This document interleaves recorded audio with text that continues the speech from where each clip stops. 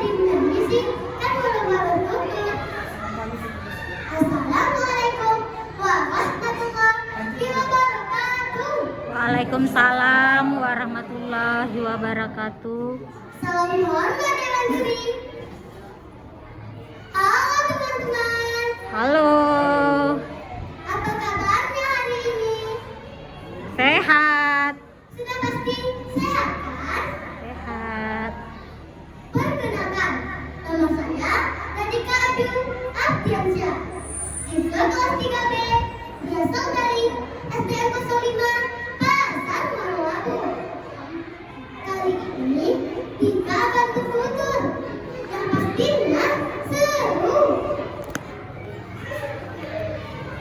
Cerita ini diambil dari buku antologi yang ditulis oleh Ibu Dian Sarmita dan kawan-kawan,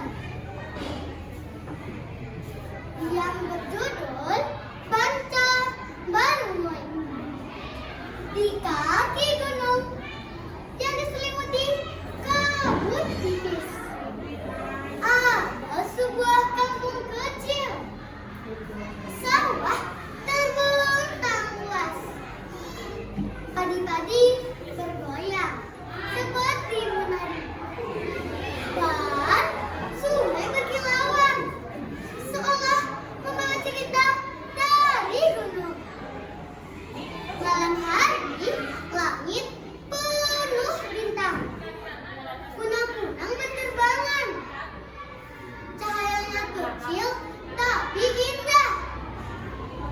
Kampung itu tampak seperti negeri dongeng. Di salah satu sudut kampung berdiri rumah kecil berdinding papan.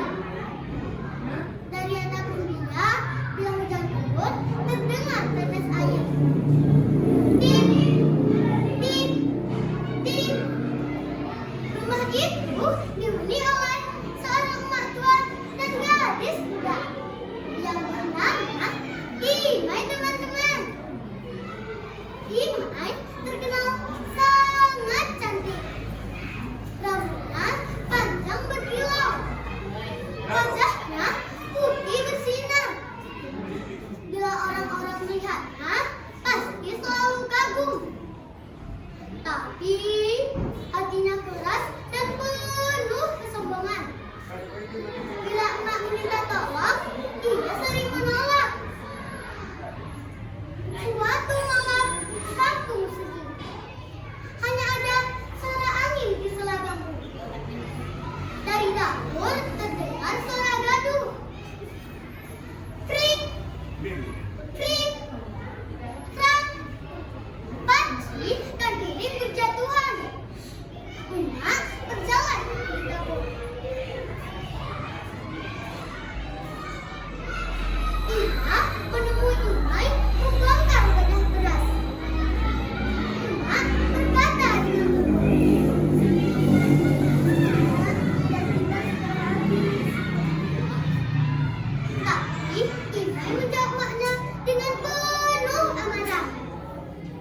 Brak, piring ia hempaskan.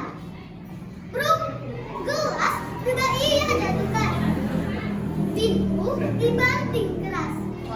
Brak, sunyi kembali menyelimuti rumah itu. Keesokan harinya, matahari menyinari jendela bambu. Terdengar suara ayam berkokok. Kukuruyuk, tak tak tak tak, tak tak tak tak. Emak mengajak Imai ke rumah Ando Haji Ajo. Imai dengan wajah masam terpaksa ikut. Di perjalanan, mereka melewati sawah, ladang, dan rumah-rumah penduduk. Terdengar suara riang anak-anak bermain layangan. Ibu-ibu menunggu padi. Duk, duk, duk. Dan kerbau ditarik untuk dibawa pulang. Tiba-tiba, semua orang berhenti memandang Imai. Terdengar bisikan kagum di udara. Wah, cantik sekali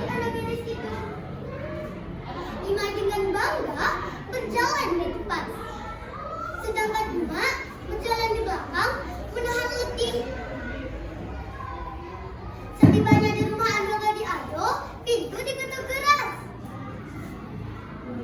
Tok tok tok, bawa pepaya dimakan satu. Bukain pintu Ando.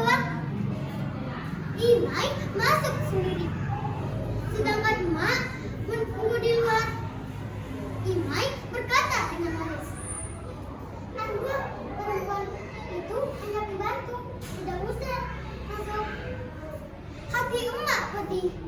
Ia tertutup, membiarkan air mata berjatuhan. Tapi emak tetap sabar. Hati emak semakin pedih ketika Imai melarang emak untuk makan yang disuguhkan Ando Gadi Ado.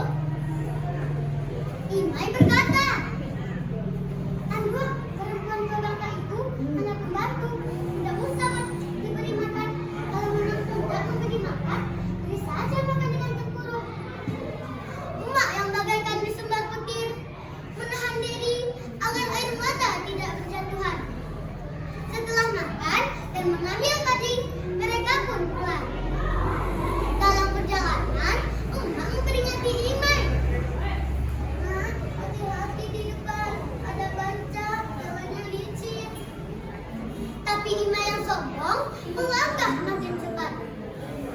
Tiba-tiba tanah bergetar. Grup lumpur terbuka lebar dan menelan langkahnya. Biut, Imai jatuh. "Mak, tolong Imai, Mak, Imai tenggelam." Suara Imai panik. Emak menemukan tongkat kayu. Lalu ia menancapkan ke tangan Imai. Tangannya gemetar, berusaha menolong Imai. "Mak, tolong Imai, Mak, Imai salah, tolong."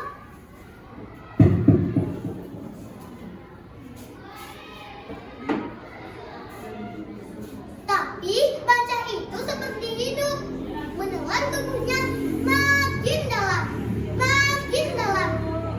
Sampai akhirnya suara itu lenyap. Hanya suara riak lumpur yang tersisa. Emak terduduk, membiarkan air mata berjatuhan. Konon katanya, tongkat yang ditancapkan emak tumbuh menjadi pohon besar berdaun rimbun yang dinamakan pohon timbarau.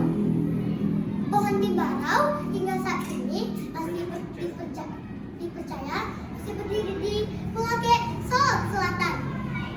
Nah teman-teman, begitu kisah Ganca Beremui, anak gadis cantik yang durhaka kepada emak, hilang di telan lumpur.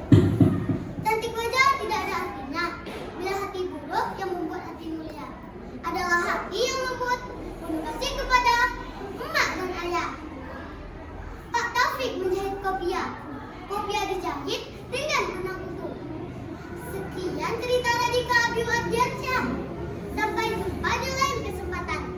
Assalamualaikum warahmatullahi wabarakatuh. Waalaikumsalam warahmatullahi wabarakatuh.